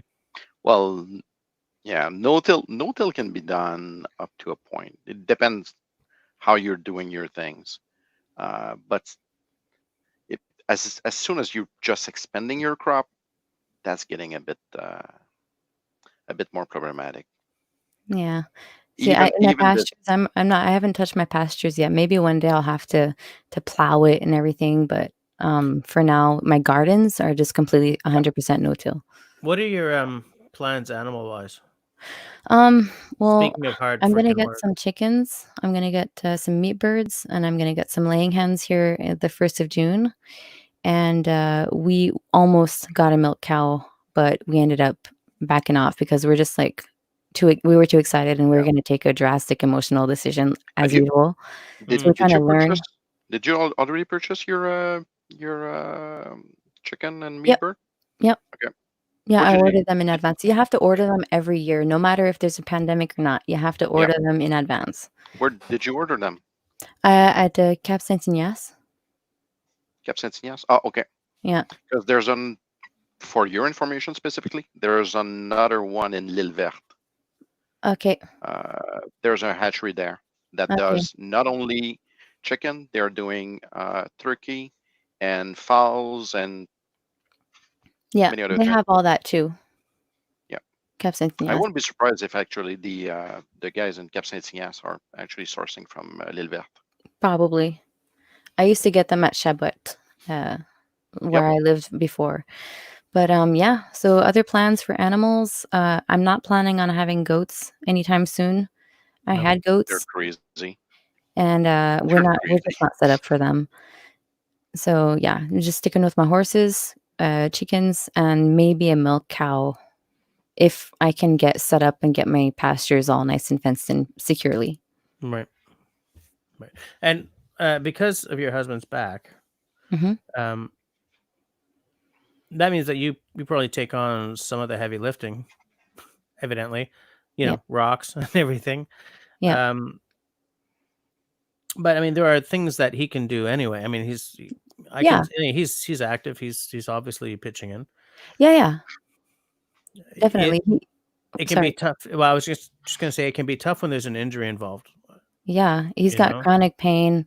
His knees are shot, his tendons, his shoulders, his back, and then he's got the PTSD. Mm-hmm. And so, yeah, he like today, he's like, okay, well, I got lots of energy. I'm gonna go on the mill because we're starting on the shelter for the horses. Yeah. So when he's got that energy, he goes out and he's like, okay, I'm gonna go do this, and then he'll take a break from that. He'll do something else, So he has to alternate, and then he's like, okay, well, I'm gonna go walk the dog now. And so then he goes out and walks the dog, and he goes to forage at the same time in the forest. So like he has to switch it up. He can't do a full day of logging, you know. Right.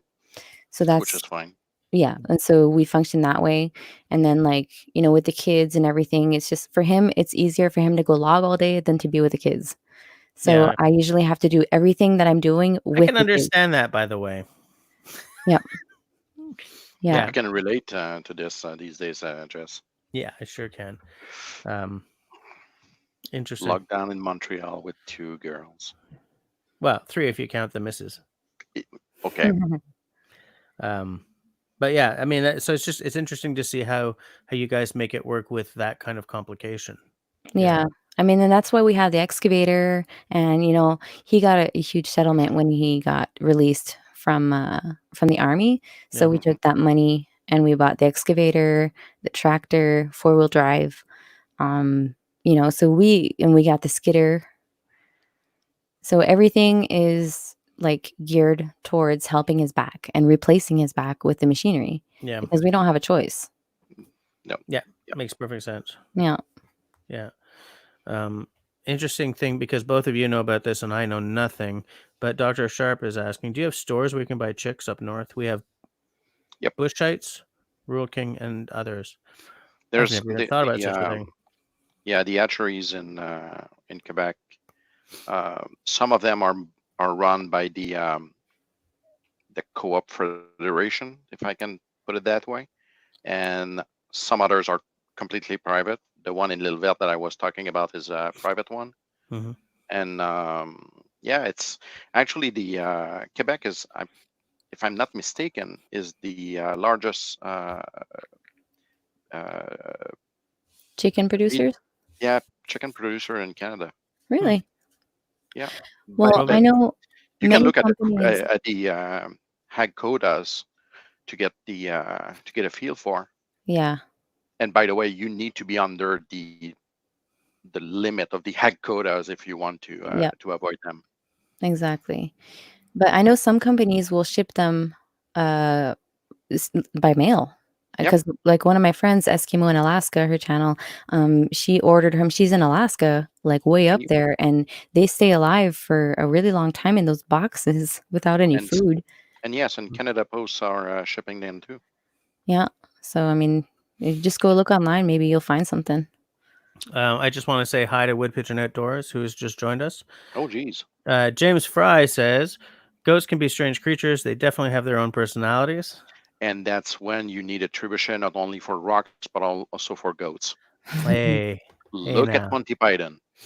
And Wood Pigeon says, Rain Dance Bushcraft, we got a new toy too from a fellow Quebec YouTuber. What are you talking about, Wood Pigeon? What'd you get? What'd you get? A canoe. A canoe. What? A canoe? I didn't see. I'm not looking at the YouTube page. I'm just looking at the StreamYard. So you guys are actually seeing everything before I am. Oh yeah, for sure. Learn the all tricks, levers, ropes, pulleys, come-alongs, the old ropes. Got a canoe. The block and tackle. Oh, I see. Yeah, wow, it's like Ashley, suddenly the Ashley Book of 6 Knots messages. The Ashley Book of Knots, by the way, is now in public domain. Yeah, I downloaded it. It's really long. Yeah, I suck at knots. I do too, but I'm working hard to fix that. I have the fournier knot. I think I already wrote that on one of your. Yes, you did. Like it's a knot that's like completely. You cannot go wrong with it, but it's untieable. Well, you should do a video on it. You should do a video on it. It never looks the same. Video for Rain Dance Bushcraft. You do it 4 different ways. See, just. Yep. Funny. I got a whole bunch of cool stories with the fournier knot. Yeah. I got my knot training fairly young, so I'm kind of good at it. It's funny because I had all kinds of training as an but you need, as an air cadet, but I didn't care at that point. Yeah. Right. There's so many things like canoeing, knots, aeronautics, weather. All these things that I took classes in every Wednesday night as an air cadet and did not care. And I kind of think that, if I could go back, because it was work. I did the work. I took the exams. I passed the exams and I did not care. And I think you're an asshole. I would love to be able to remember all of that stuff. Yep. I was in the cadets too. Army cadets. Army? Yeah. So I think we have all 3. We've hit all 3 bases here then, because I was air and Simon was Sea Cadets. Oh, there you go. Yeah, de Rittenfurt Sainte Marie. I was 206 Joliet. Number 1 West Montreal Squadron. There you go. I met Ben in the cadets actually. Did you? And on winter scheme, we built in Quincy, and we spent all weekend like with a whole bunch of cadet corps, and that's where we met each other. And we were like 13 years old. Wow. Nope. That's like the Canadian version of high school sweethearts, I'll say. Yeah, but we lost each other for so many years, and then we found each other on the highway of all places. Wait, what? I was in my Actually, car. Yeah, I'm gonna do a video on that one day because it's a long story. Okay, so don't tell it and now I because I don't want to ruin the video. But Yeah. that is sounds really funny. and Yeah. I'm gonna make it even worse because I got a very similar story with my wife. Yeah. I should tell the Cool. story of how I met. Well, not how I met, but how I realized that my wife was the one for me. It involves me getting bruised ribs, and it's a pretty funny story, but that's not within the scope of what I'm trying to Yep. keep us on Yeah. here tonight. Gotcha. But yeah, I do have a similar story with my wife right now. That's cool. Yeah. Yeah, We we find met. each other old loves, you know. Yeah, Old we met loves. on a we were on the same course on a camp, on a summer camp Oh, in British Columbia. there you go. That's awesome. Five five cadets from Quebec on that course. We lost each other for about, I don't know, 16 years, 17 years, and I stumbled upon her in the metro in Montreal. Wow. Yeah. Wood That's Pigeon cool. just sent me a picture of the canoe that he just scored for free, Hey, Wood Pigeon. like a jerk. Yeah, He's so wanted basically. to. Nice canoe, dude. But because my phone is somewhere, I can't show it. Forget about it. You can just Can't you just share your screen? I can. stream your. To be honest, I haven't tried it. Yeah. But yes, Share you your can. screen with the Hold Yeah, on. camera. you can use a share screen to do it. I do it all the time. Okay, do you? Okay, hold on. Would like to record it? Yeah. Come on. This is so pro here, right? I'm totally doing this on screen, learning as we go, speaking about until it has quit. I'm not. It No. is. Okay, I have to set up for next time because it wants me to restart the app in order to do this. Which, Because you're on your phone. Nope. Okay. No. I don't know where my phone is. I have no idea. Oh well. Hey, well, guys, I speaking of working hard, I was translating my video, and I have to get back to that. I probably What have a like a nice half idea. hour left of work to do, so I got to Yeah. go do that. All right. Well, Okay. thanks for coming on and telling us about the homesteader life. I like your videos. I respect what you're doing. Thanks. And part of me dreams of doing the same thing. Hey, Manavi, Yeah. if you need help, any question or whatever, give me an email. I already sent you my contact info. All right. Sounds Of good. course. I know nothing about what you're doing, so I can't be of assistance, but I do Yeah. love watching it. I was born on a homestead, so Wait, it's part of were my you? life. Yep. Why didn't And you I bring that up a half hour ago? I would have asked about the whole damn story. Oh my gosh, it's way too long. Oh my gosh, it started in California, so it's way long. No, I've been raised with on my father's side. The whole family were in agriculture. I'll do a live stream about it one day, Including us, just so you so can join in. I I'll, definitely think you and should. yep. All right. All right. Well, thanks, Mallory. See you later. Bye. See you.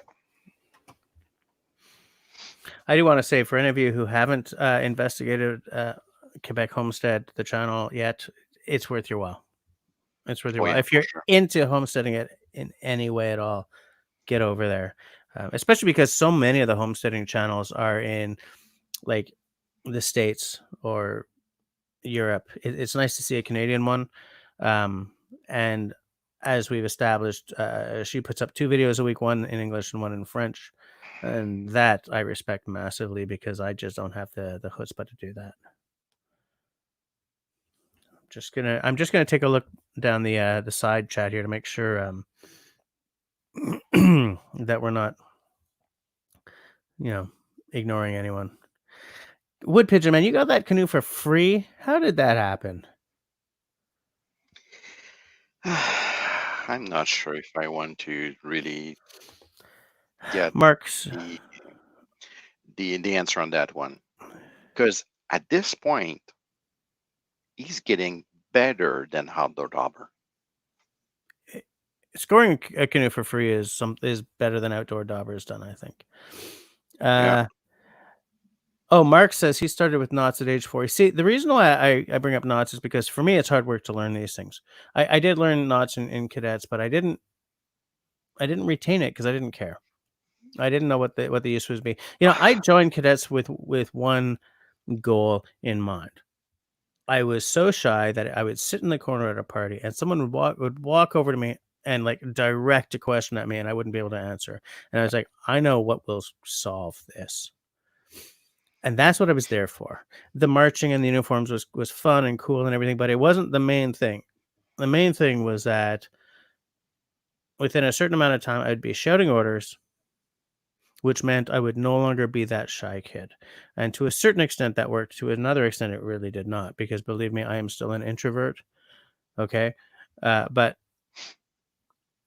so I didn't take advantage of all these things, and they were hard work, as Simon would probably be able to tell you about the Sea Cadets. It's not easy to learn about cloud formations and how to tell what the weather will be the next day or whatever. It's not even easy to learn knots if you really don't care about knots. It was not easy for me to learn how to shoot. All this stuff was hard ass work because it wasn't part of the fun of being there.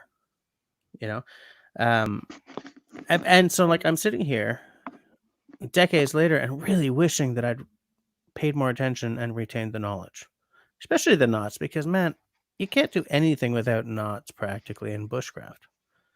Although interestingly, I was listening to because I've been running errands, I've been trying to catch up on some of my podcasts, and one of the podcasts I listen to is the Trial by Fire podcast, and that's run by the two guys. It's an Irish podcast run by the two guys.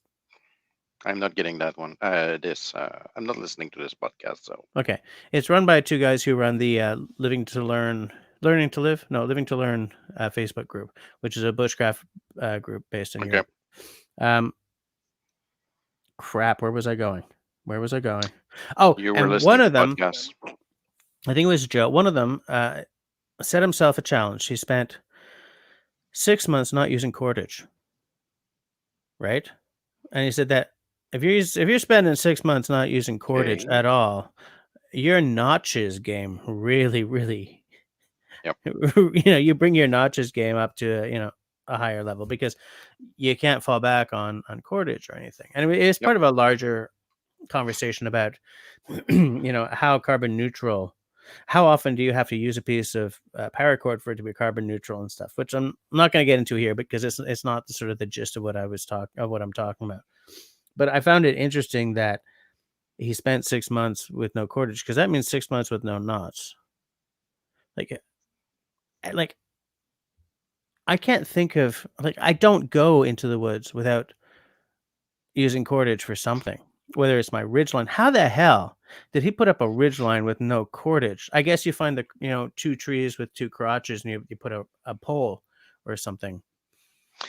Actually, Corporal's Corner is last weekend's video. Gives a good demonstration of doing it, setting a tarp without a ridgeline or cordage. Really, he basically built a frame. Mm-hmm. A 5x7 to fit his tarp. Right. Oh, everyone say bye to Alain Belso. Oh, crap, I think I probably missed him. Yeah, he left 2 minutes ago. Sorry, man. Yeah, maybe That's I'll. funny. Do you want to put a link to that video up, by the way? The Corporal's Corner one? Oh, I can. Yes. Give me a sec. I want to say what James Fry says here. I'm going to try and build my own canoe once I can get my hands on the bits and pieces once this virus problem ends. Once this virus problem ends is a motif I hear and I use a lot, because it's like we're all marking time right now.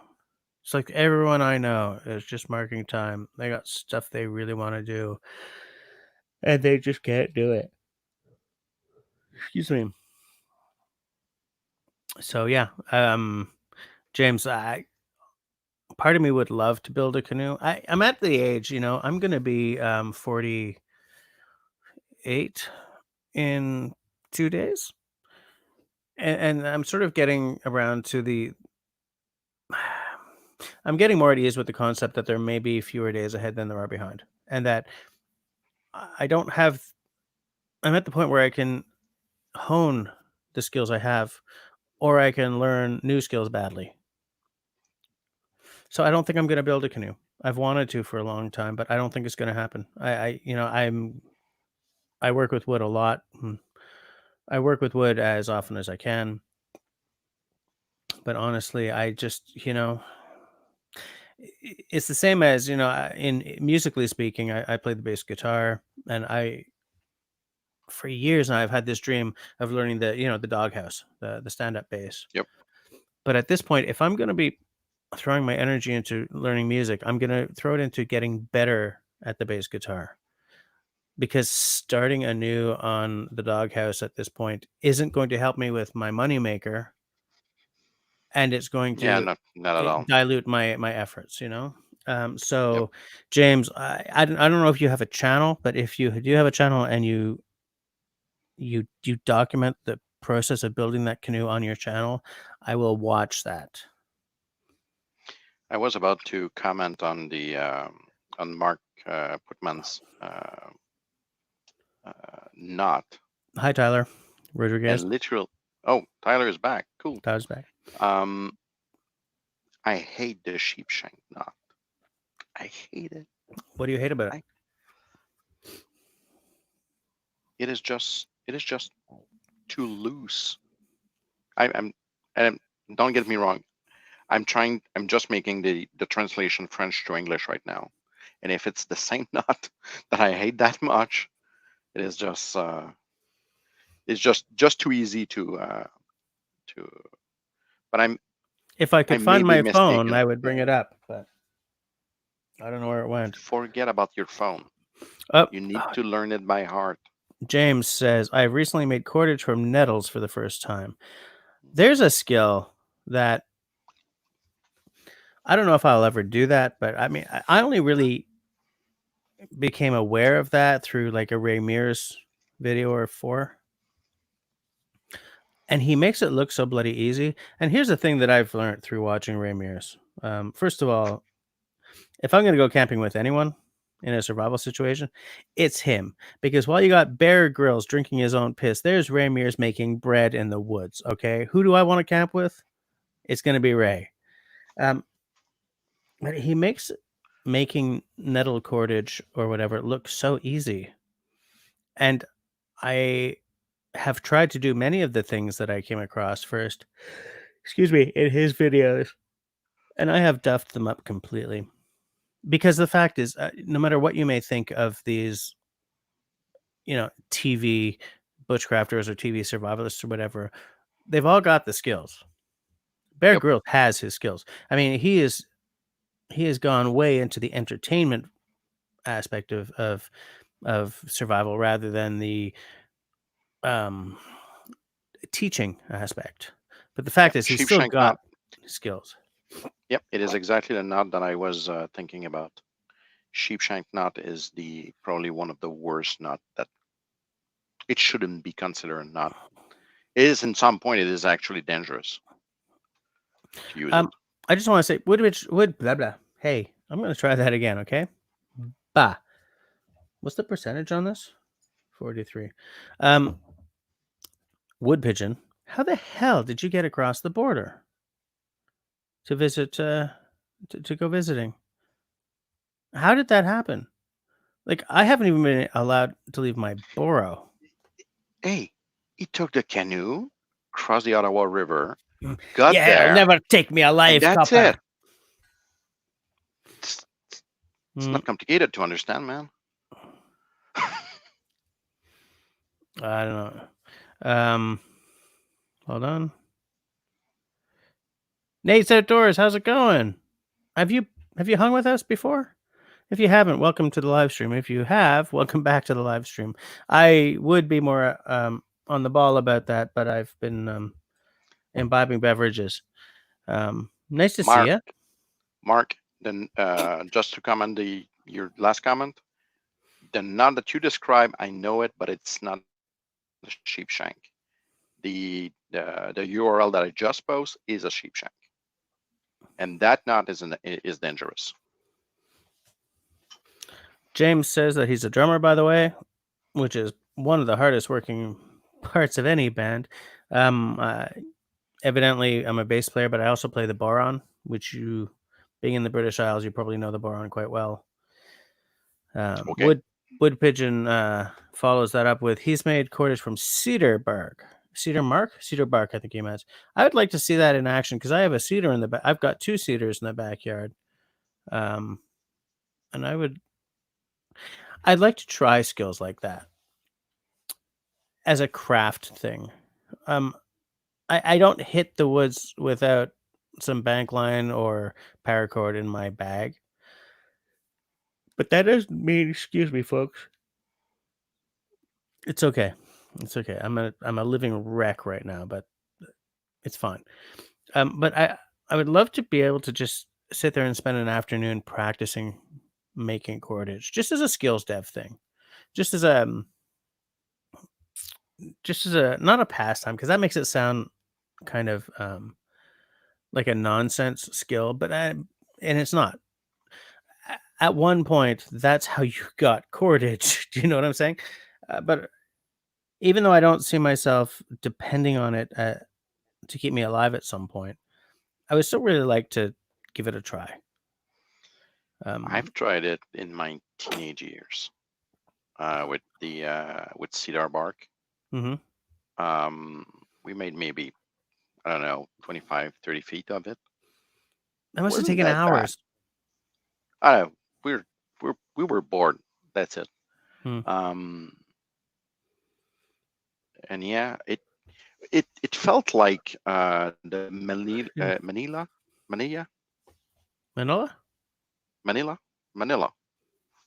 That Wait, one. it felt like Manila? Yeah. Okay. A bit less supple, but yeah. I can't even visualize that. It is just in the way that you're basically making your cordage. So each taran are twisting away, and the 3 or 4 tarans that you have are twist the other way. Okay. But when you're doing it, yep, you're basically giving some souplesse, some you're working it out in a way that it became supple. Yeah. Okay. At the same time, it is still a rough cordage at the end, for which each and cedar bark is very good at this because it's just it is long strings. Yep. Yeah. It's very, very fibrous. I do want to say what Dr. Sharp says to James Fry. Yeah, I back that. I had totally spaced that, but he's right. Advoco makes does put a canoe together.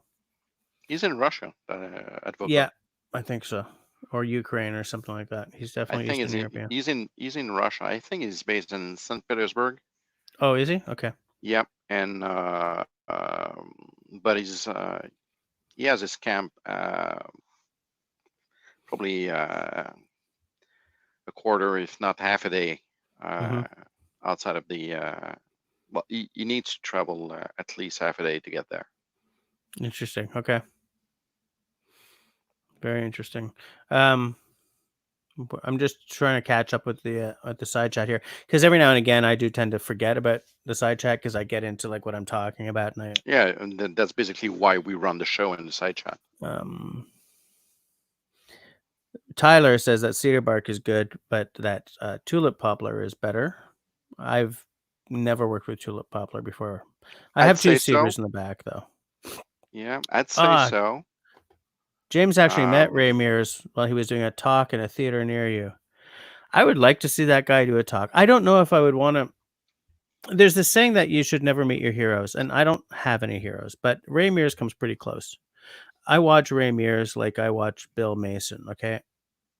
Anytime I need comfort food, I watch those guys. That's funny because I don't. Well, I mean, everyone de-stresses in a different way. Yeah, but not at all. I can't remember at least watching him once. Really? Yep. I watch all the time. I watched the Ray Mears series where he went through Canada.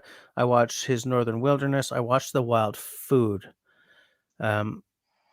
through him, I've discovered like Ray Goodwin, who's a very big name in the canoeing community. If Nate Okay. Muskoka is still here, he might say, actually, it's not like that, or he may agree with me. No, because Nate is bigger than that. Yeah. Nate is like the arbiter of who is big in canoeing. Okay. Oh, Jonathan's out. Sorry. I hope it's not too late to say goodnight. Thanks for hanging out with us, Jonathan. Oh, wow. I've missed a Yes, thank God. million messages here. Crumbs. Hold on. As usual. Let me just sort of try to. Yes, apparently you're right about St. Petersburg. Tyler Rodriguez loves Advoco's channel. There's a surprise. West Coast Tribe make all sort of things from cedar.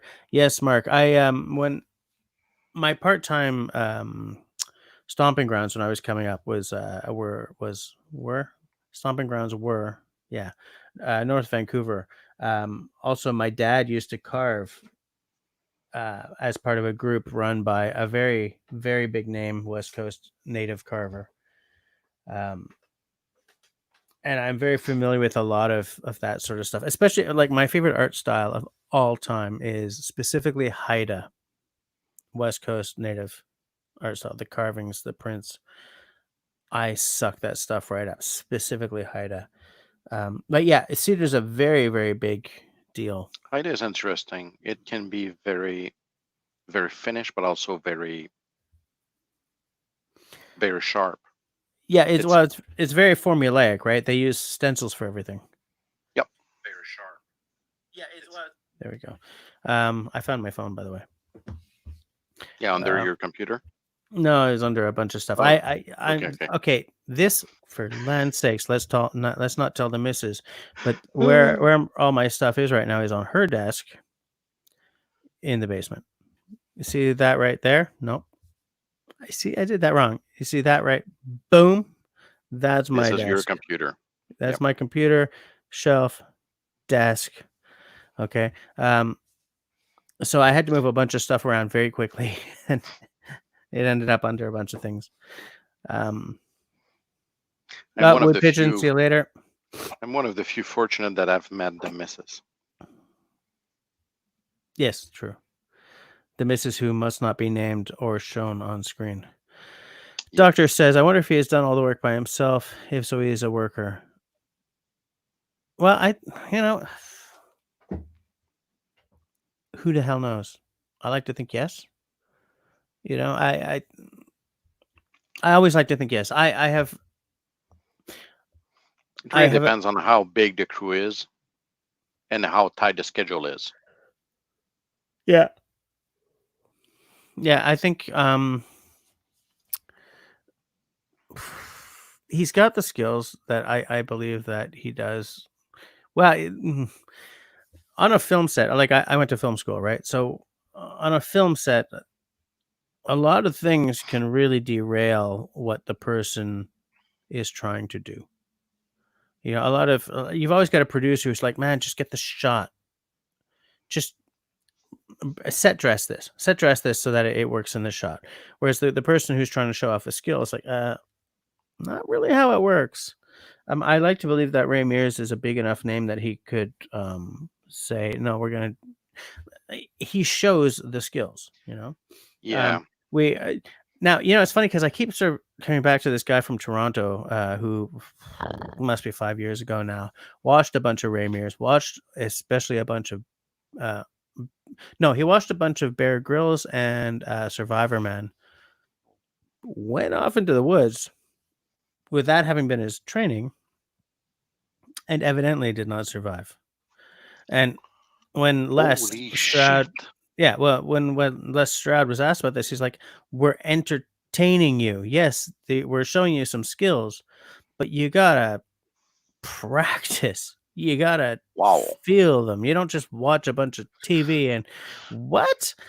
And which, by the way, comes back to what I'm trying to talk about tonight, which is hard work. And that's when I said that even if you go into the woods to just decompress, kick back at the fire, drink a cup of Joe, all you've done is backloaded all the hard work, because that's a word.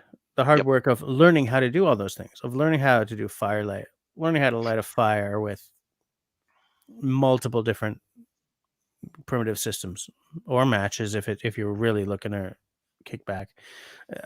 You've learned the skill of using an axe without taking off your toes.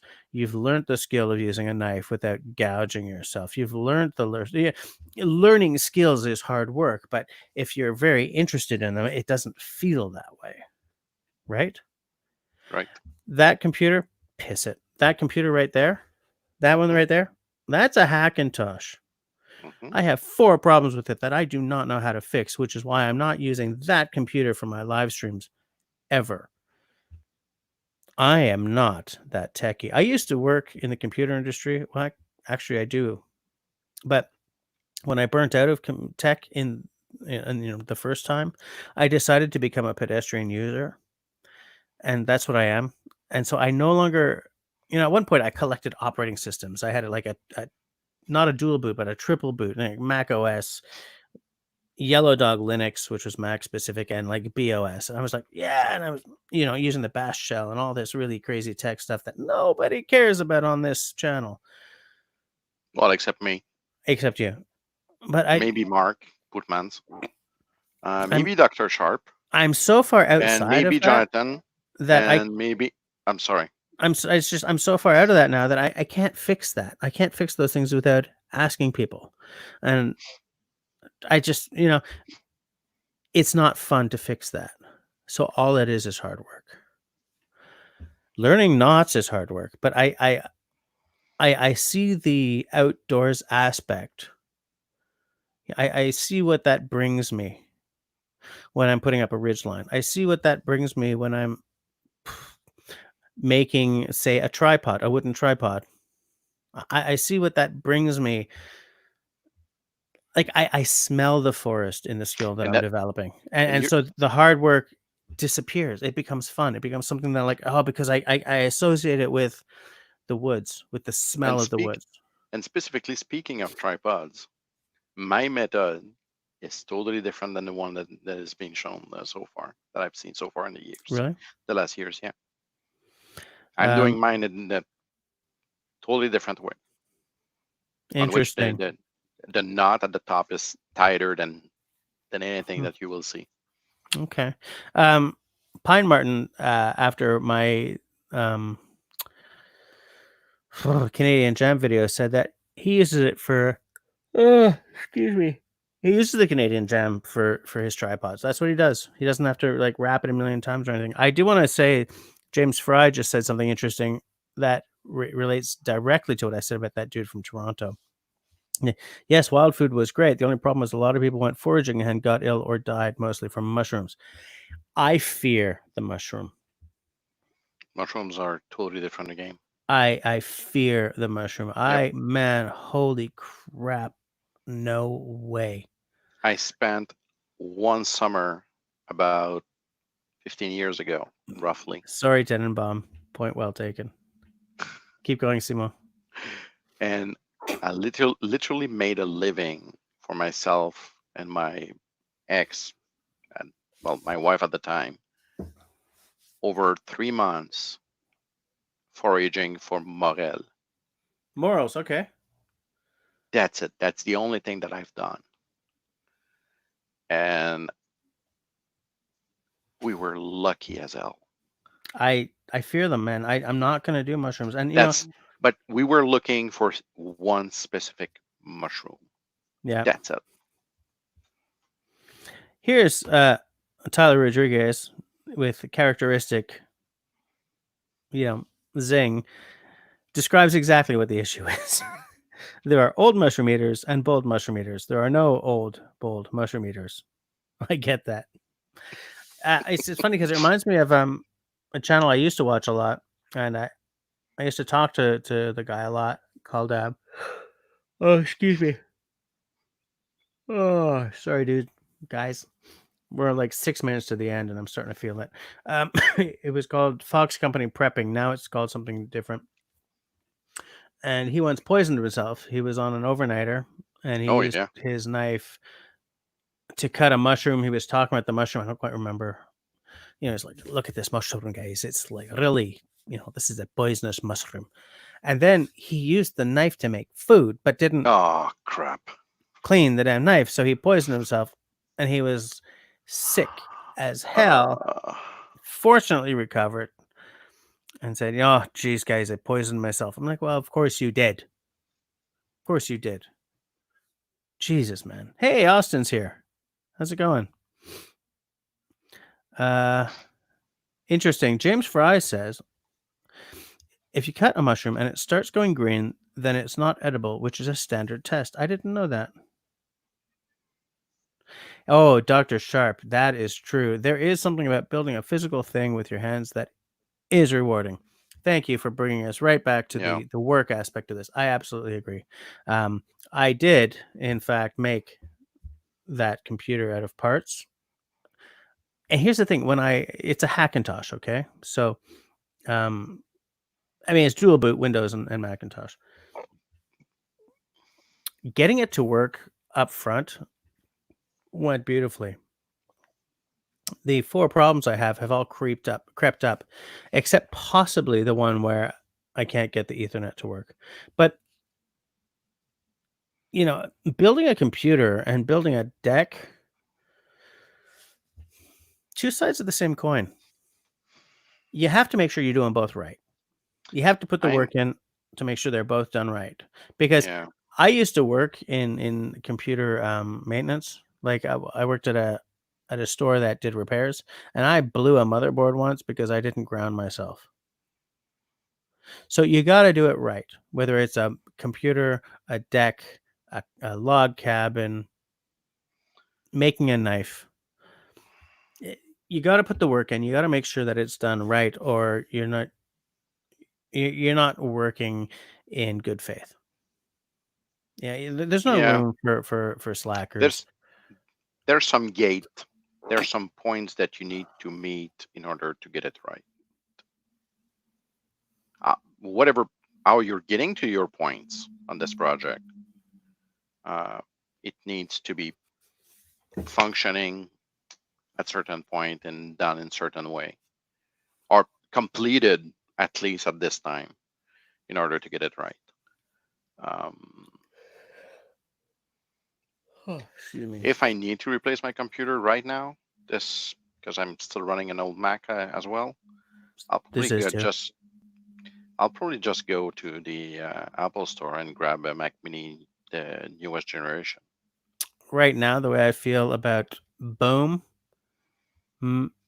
I would go to the Apple Store too. I have such epic buyer's remorse right now. If I get it to work at some point, then that will change, because I bought a $3,000 computer for $2,000, right? But still. And by the way, that was work too, learning all that stuff. It took me months to source my pieces because I've been buying iMacs forever. I don't have to think about, does this video card work with this operating system? What? True. True.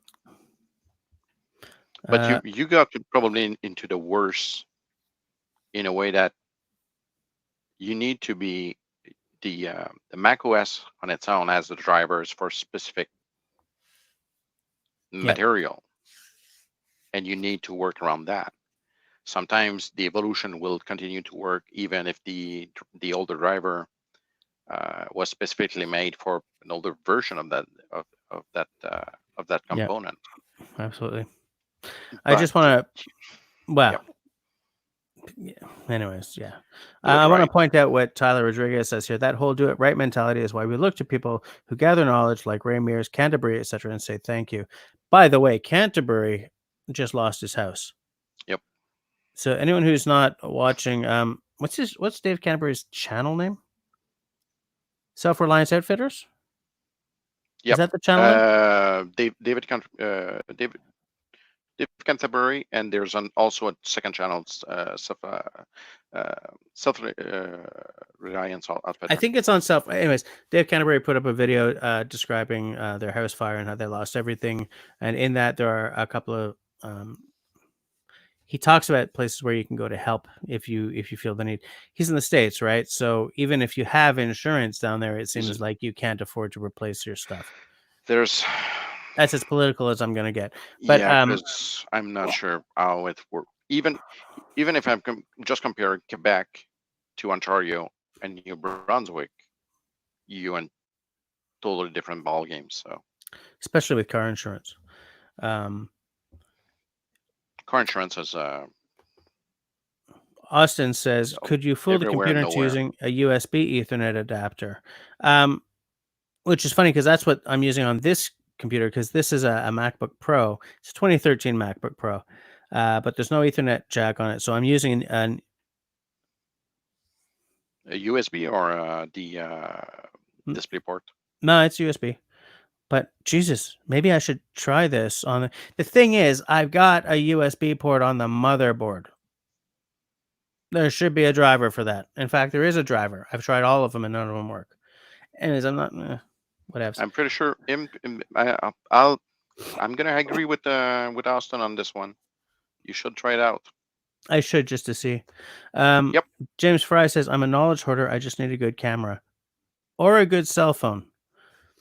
James, man, okay, this cell phone is not You got fair. one, and I got something else. What do you got? Okay. This is the new Apple SE 2020. Oh, that's the SE. Hold on, I'm gonna. Okay, what? Oh wait, did that work? Hold on, I'm trying to solo you, man. I'm trying to solo you because that's the phone we should be showing off here. Turn it over.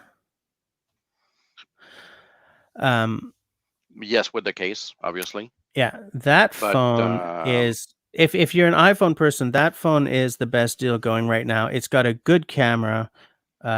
It still has the button. Yep. It's a much better deal than this one. This phone cost me too stankin' much. Yay, 3 cameras. No, this phone cost me way too much. Okay. Yep. And I think that in order to make a video, you don't start with this. This is not a phone you start with, especially because the phone that Simon is showing off right now has a great camera on it, and it's what, $600? 7? This one is it is the mid version. 128 gigs, and it was 669 Canadians plus Apple Care plus taxes under $1,000. Yeah. Now, you guys who are into Android phones and you get like great cameras for $300, I know, but I'm stuck in this ecosystem. So I do have Android phones and tablets for work as well. I don't care. This is what I want to use. Yeah, and I think that phone is a very good, on the Apple side, that phone is a very good deal. Like, looking at the stats, you'd be stupid not to buy that. I'm going to try to get my wife to buy that because her phone is terrible. But yeah, James, you don't need an actual dedicated camera. If you have a cell phone with a camera on it, I spent 2 years with all my videos going up in 720p because I was using a phone to do it, and I was using this camera, not those cameras, so that I could make sure I was, centered in the screen, or, if your story is good and your information is good, it's going to work. It's going to work. So if you're looking to start something, just start it. Just get it out there. Because nothing will help you hone your storytelling like having a channel. Moreover, on the plus side, even with that small phone, you can download iMovie, which is free, and you can edit the whole thing straight on your phone. On your phone. Yeah. There's nothing else. Yes, you pay the Apple tax. You sure do, but geez, I do have something that's gonna work for me probably I had my for the next 4 to 5 years. I had my iPhone 6 for 5 years. Yeah. Yeah. Replaced the battery only once. Yeah. Yeah, I had the old iPhone SE for a long time. I'm reading the comments right now, and Mark, which is an old friend of mine, by the way, he wants to learn about how I'm doing my tripod, but that's going to be the subject of another video. Yeah. Oh, hey, we're at like 11:04. Yeah, I know. Okay, so let's shut it down. Thanks for hanging out with me, guys. For those of you who are new to the channel, thanks for hanging out. I hope you saw enough good stuff to come back next time. I'm still working on a few more of my monthly panel discussions. There's some exciting stuff coming up. I hope you'll all be around for that. And aside from that, everybody stay safe, stay healthy, and have a good week. Thanks for hanging out with us, guys. Have a nice one and be good.